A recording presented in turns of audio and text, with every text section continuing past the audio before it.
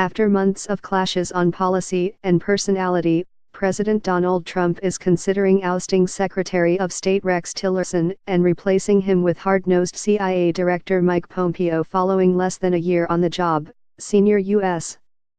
officials said Thursday as turmoil within Trump's national security team burst into the open. The White House plan, which Trump has not yet signed off on, would force a major realignment early in his term, also creating a vacancy atop the CIA that officials said could be filled by Republican Sen. Tom Cotton of Arkansas.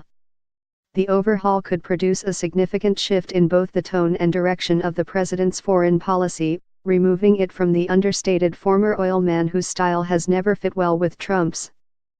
It is exceedingly rare for a Secretary of State, America's face on the global stage, to be fired or to serve for a year or less. Nor is it common for presidents to have such a significant cabinet revamp so soon after taking office. Too much churn could fuel the perception of chaos in the Trump White House, perhaps one reason he has yet to pull the trigger. Tillerson's likely ouster, which was first reported by the New York Times, loomed awkwardly over an Oval Office meeting Thursday between Trump and the visiting Bahraini Crown Prince. Asked by a reporter whether he wanted Tillerson to stay on the job, Trump was coy, merely pointing out that Tillerson was in fact in the building. "He's here, Rex is here," the president said. Timing for any move was uncertain.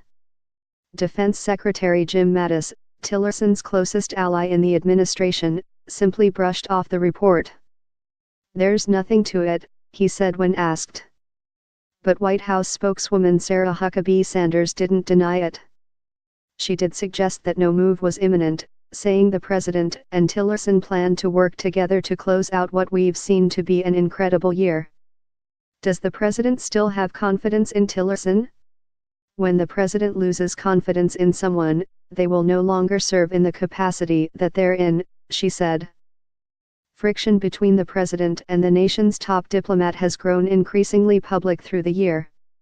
After a report last month that Tillerson had called the president a moron, Tillerson was forced to appear before cameras at the State Department to pledge fealty to his boss.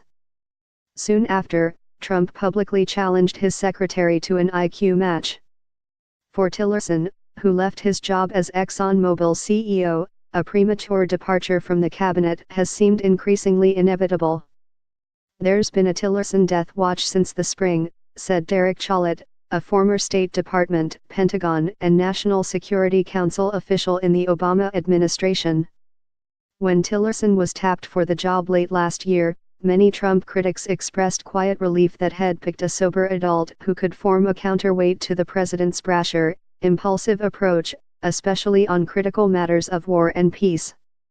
Yet divisions on key foreign policy issues emerged quickly, and Trump has repeatedly undermined Tillerson by voicing positions at odds with those the State Department was pushing. When Tillerson in June called on Arab nations to ease their blockade on Qatar, Trump emerged in the Rose Garden hours later to lambaste Qatar for funding terrorism.